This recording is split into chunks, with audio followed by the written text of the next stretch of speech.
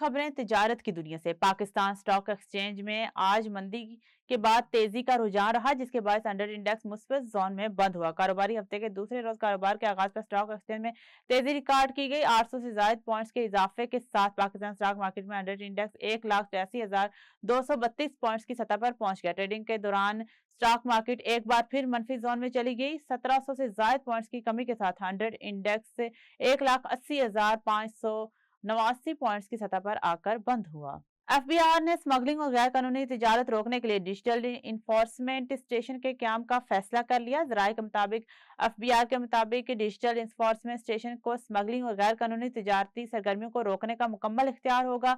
Asia की गैर कानूनी तिजारत और स्मगलिंग में मुलविस अफराद को गिरफ्तार कर लिया जाएगा। डिजिटल इन्फोर्समेंट स्टेशन के स्टाफ के लिए रूल्स, ऑपरेशन और टेक्नोलॉजी का इस्तेमाल किया जाएगा। हालिया असामियों पर आर्मड फोर्सेस के रिटायर्ड ऑफिसर्स और सिपाहियों को कॉन्ट्रैक्ट बेस पर भर्ती किया जाएगा। मुल्क में पेट्रोलियम मसनूआत की कीमतों में मजीद कमी का इम्कान। जराये के मुताबिक 16 जनवरी से पेट्रोलियम मसनूआत 4 रुपए 59 पैसे फी लीटर तक सस्ती होने का इम्कान। जराये का यह भी कहना है कि पेट्रोल 4 रुपए 59 पैसे फी लीटर सस्ता हो सकता है।